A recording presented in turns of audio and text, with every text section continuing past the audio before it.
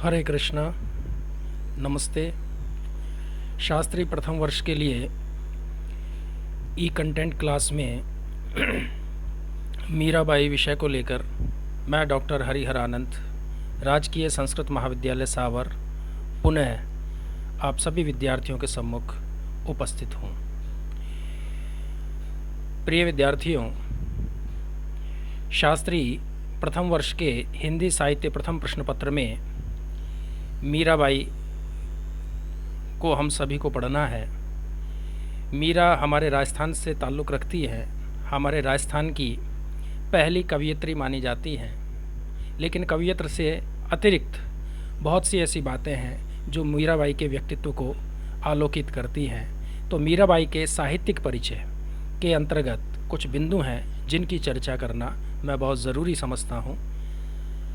उनमें सबसे पहला जो बिंदु है वह है कि मीरा भक्ति काल की संप्रदाय निरपेक्ष कवयित्री थी। ये बहुत महत्वपूर्ण है ये जानना कि संप्रदाय निरपेक्ष और संप्रदाय सापेक्ष क्या होता है। विद्यार्थियों, जब कोई भी संत साधु या जिसे कहना चाहिए कोई व्यक्ति किसी संप्रदाय में दीक्षित हो जाता है तो वह संप्रदाय सापेक्ष कहलाता है। तुलसी जैसे राम काव्य को रचयिता जो हैं वे रामानंद के शिष्य थे तो रामानंदी संप्रदाय में दीक्षित हुए। सूरदास जो थे वो पुष्टि मार्ग का अनुगमन करते रहे तो वे पुष्टि मार्गीय संप्रदाय में दीक्षित हुए। लेकिन चूंकि मीरा किसी संप्रदाय से ताल्लुक़ नहीं रखती थी इसलिए ये संप्रदाय निरपेक्ष कवयित्री के रूप में जानी जाती है।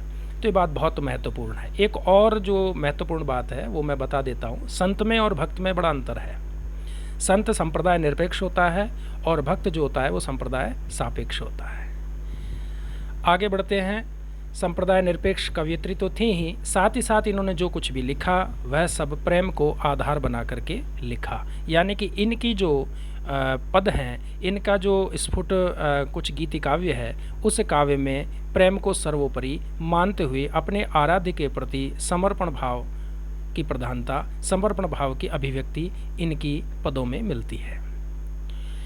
दूसरा जो बिंदु है वो है माधुर्य भाव की उपासक। विद्यार्थियों, ये माधुर्य भाव क्या है?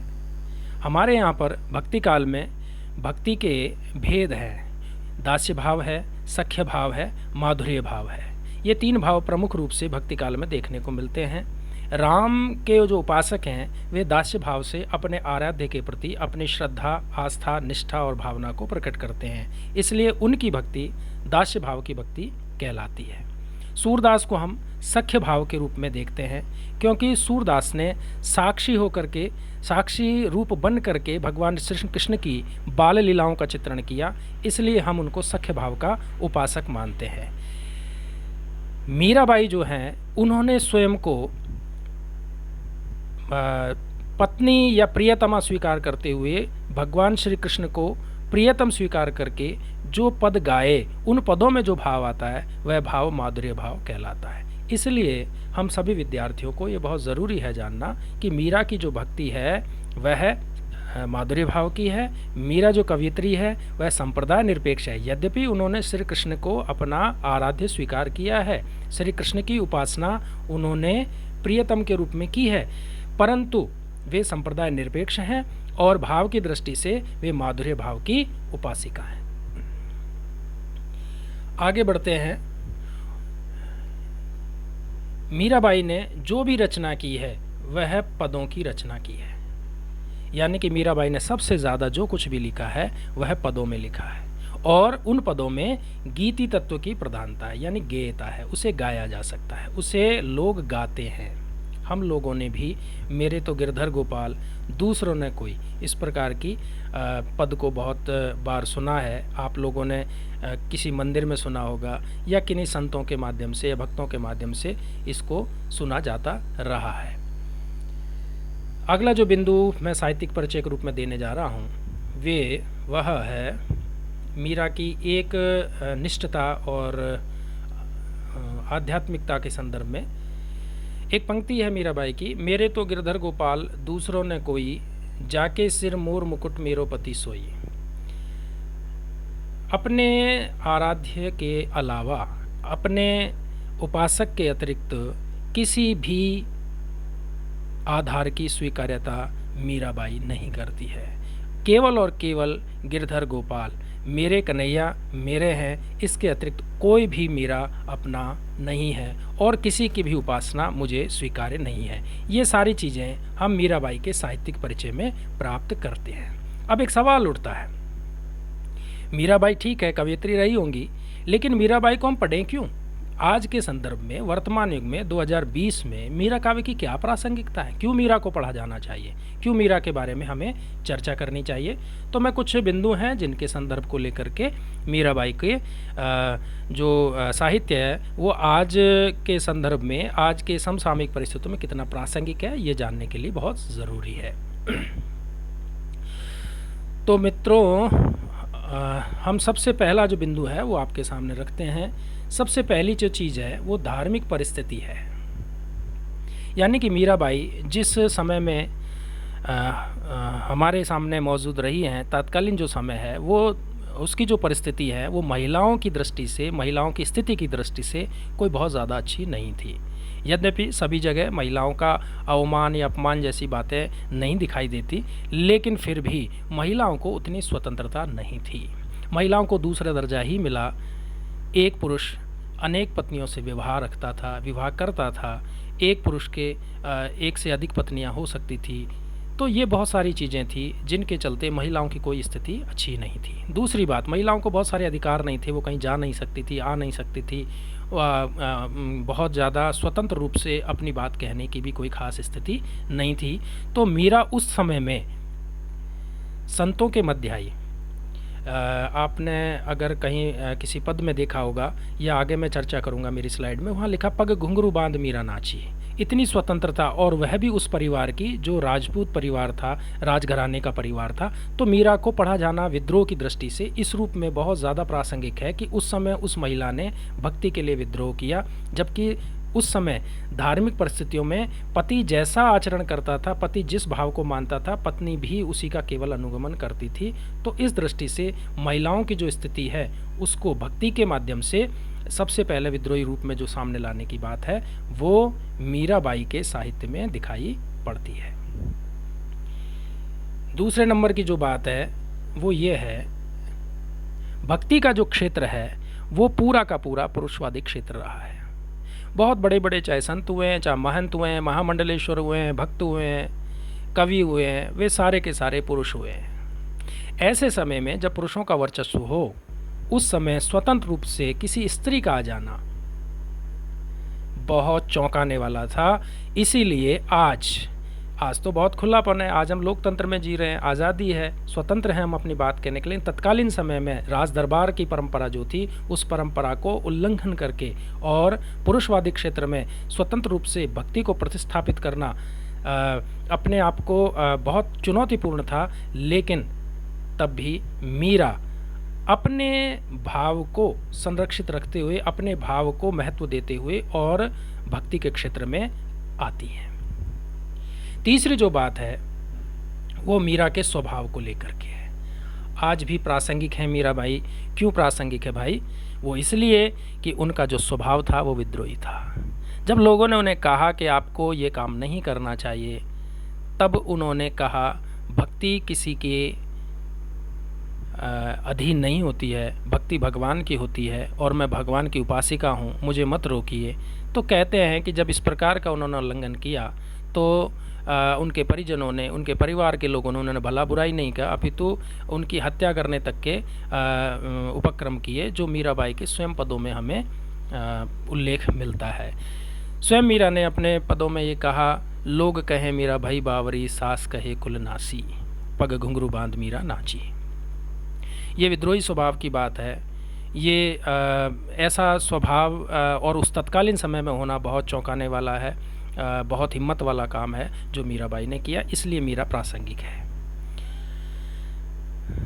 एक और बात जो बहुत ज़रूरी है, श्री कृष्ण की उपासना तो की है, लेकिन मीरा से पूर्व ऐसा उल्लेख नहीं मिलता है किसी महिला का प्रियतम के रूप में श्री कृष्ण को मान लेना, और वह भी खुले रूप से, वह भी संतों के सानिध्य में, संतों के साथ बैठ करके।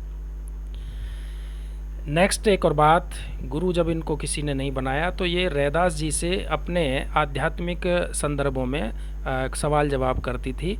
तो हमें ऐसा एक उल्लेख मिलता है, आप लोग जब कभी विस्तार से इस वीडियो पर बात करेंगे तो मैं बताऊंगा कि एक चिट्ठी जो है वो लिखी थी रैदास जी को कि मुझे मेरे परिवार के लोग भजने नहीं देते हैं, ईश्वर का नाम नहीं लेने देते हैं, नाम जप नहीं करने देते हैं भजन करने में, या मैं जब श्री कृष्ण के प्रति बहुत ज़्यादा आह्लादित होती हूँ तो उस आह्लाद की जो स्थिति है उसको रोकने का प्रयास करते हैं। तो रैदास जी ने एक पद लिख करके भेजा था जो हम पढ़ते हैं, जाके प्रिय न राम वेदेही तजिए ताहि कोटि वैरी सम जदपि परम सनेही। ये तुलसी के साहित्य में भी हमें उल्लेखित मिलता है, ये बात का भी हमें ध्यान रखना है। तो तुलसी और रैदास ये दोनों ही जो हैं वो जाने जाते हैं मीरा के समसामयिक संतों के रूप में, समसामयिक भक्तों के रूप में। आगे हम बढ़ते हैं। परंपरा के विरुद्ध कार्य करना राज परिवार की स्त्री मर्यादा का उल्लंघन माना जाता था। ये मैंने पहले भी जिक्र किया है, पग घुंघरू बांध मीरा नाची, इस पद को। इसके अतिरिक्त और भी बहुत सारे जो है साइटेशंस हमको मिल जाएंगे, हम वहाँ से उदाहरण दे सकते हैं। एक बात और महत्वपूर्ण है जो मैं कोट करना चाहता हूँ, राजस्थान की प्रथम महिला कृष्ण भक्त कवयित्री है, इस रूप में भी मीरा की ख्याति है, ये हमें जानना है। अब मैं बात कर रहा हूँ मीरा के पद संख्या 1 की। आलिरी मेरे नैना बाण पड़ी, चित चढ़ी मेरी माधुरी मूरत उर्बिच आन अड़ी, कब की ठाडी पंथ निहारू अपने भवन खड़ी, कैसे प्राण पिया बिन राखूं जीवन मूर जड़ी, मीरा गिरधर हाथ बिकानी लोग कहें बिगड़ी। बहुत सुंदर पद है, और इस पद में अपनी स्वाभाविक स्थिति और सांसारिक स्थिति यानी कि लोक की स्थिति दोनों का चित्रण मीराबाई ने किया है। देखिए विद्यार्थियों, ये जो पंक्ति है लोग कहें बिगड़ी, ये तो पंक्ति कैसी है? सांसारिक। इसे क्या कहोगे? सांसारिक। और ये जो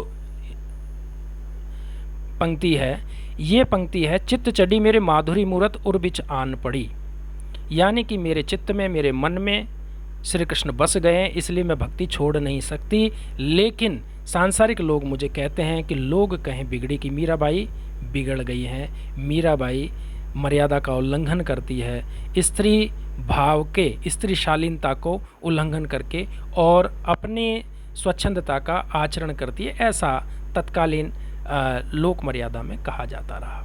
तो आलिरी हे सखी मेरे नैना बाण पड़ी, बाण कहते हैं आदत को, बाण का तात्पर्य क्या है? आदत। चित्त में चढ़ी, हमारे यहाँ कहा जाता है मनेव मनुष्याणाम कारणम बंध मोक्षयो, जो मन में होता है वैसा ही, जिस चित्त में जो भाव आ जाता है वैसा ही हमारा मैं इस बात को ऐसे कहना चाहता हूँ कि मेरे चित्त में माधुरी मूरत चढ़ गई, यानी कि मेरा मन जो है श्री कृष्ण के प्रति लग गया है। तो मन ही जो है मनुष्य का बंधन का कारण होता है और मोक्ष का भी कारण होता है। तो मैं तो हर तरीके से श्री कृष्ण की हो गई हूँ, और मेरे उर यानी हृदय के बिच आन अड़ी, ये पंजाबी का शब्द है बिच।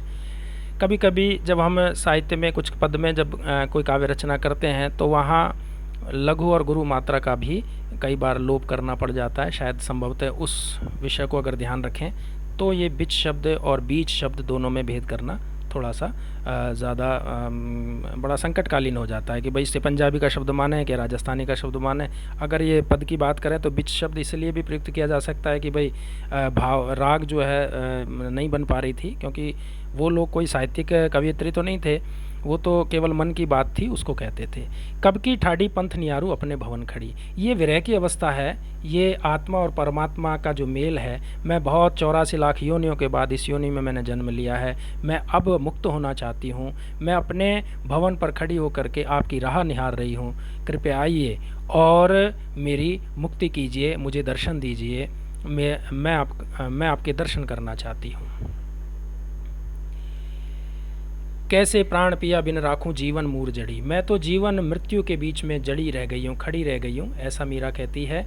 और ये जो अंतिम बात है जिसको लेकर के पूरा पद रचा गया है, लिखा गया है, बताया गया है और हम इसे पढ़ रहे हैं, ये इसकी प्रासंगिकता है। लोग कहें बिगड़ी, लोक मर्यादा जो है वह तत्कालीन समय की ऐसी थी कि महिलाएं सबके सामने नहीं आ पाती थी, इसलिए बिगड़ी कह कर के मीराबाई अपनी सांसारिक बात को और स्वयं कृष्ण के प्रति अपना भाव रखती है। इसलिए चित्त चढ़ी मेरी माधुरी मूरत उर्वी चानड़ी, ये कह करके अपने मनोभाव को व्यक्त करती है। विद्यार्थियों, इस पद की कुछ विशेषताएं जो आपको जब एग्जामिनेशन में जब हम इस व्याख्या को करेंगे तब आपको ये बहुत महत्वपूर्ण होंगी, ये मैं बता देता हूँ। प्रेम की प्रधानता है, भाव विचार स्वभाव आदि से अपने आराध्य के प्रति समर्पित होने का भाव यहाँ दिखाई पड़ता है। दूसरी जो बात है वो है, एक पंक्ति थी, कब की ठाड़ी पंथ नियारू कैसे प्राण पिया पिनु राखो। ये दोनों जो बातें हैं ये विरह की जो उपासना है इसको पुष्ट करता है। इस सिद्धांत का समर्थक पद है, अपने आराध्य के विरह में, अपने आराध्य की पुकार में जो आनंद है वह अपने आराध्य के संयोग में नहीं है, ऐसा कुछ दार्शनिक मानते हैं। तो मीरा भी अपने प्रियतम के विरह में अपनी उपासना को पुष्ट करती है। इसलिए दोनों जो पद हैं, दोनों जो पंक्तियां हैं या इसको पद्यांश है वो मैंने आपको यहाँ लिखे हैं, आप इसे लिख सकते हैं अपनी परीक्षा में। नेक्स्ट जो मैंने पहले भी कहा है, श्री कृष्ण के अतिरिक्त और किसी की स्वीकार्यता नहीं है। लोग कहें बिगड़ी कहकर परंपरा विरुद्ध करें, ये ज़रूर लिखना विद्यार्थियों, इससे आपको अधिक अंक मिलेंगे। क्यों? क्योंकि वो सामान्य स्त्री नहीं थी, वे सामान्य महिला नहीं थी, वे राजपूत राज परिवार की राजमहल में रहने वाली स्त्री थी, महिला थी, उनका बड़ा सम्मान था, उस परिवार की बड़ी मर्यादा थी। लेकिन मीरा ने तत्कालीन समय में किसी की भी परवाह नहीं करते हुए, भक्ति को सर्वोपरि मानते हुए अपने आप को भगवान कृष्ण को समर्पित कर दिया। पद में माधुर्य भाव की अभिव्यक्ति है, भाषा राजस्थानी मिश्रित ब्रज भाषा है, ये भी आप मेंशन करेंगे। और इसी के साथ मैं ये अपना पद समाप्त करता हूँ। आप मेरे कमेंट्स में डालिएगा ये कैसा लगा, और इसमें कोई सवाल अगर आपका हो तो आप मुझसे पूछ सकते हैं। पुनश्च सभी को धन्यवाद, आभार, हरे कृष्णा।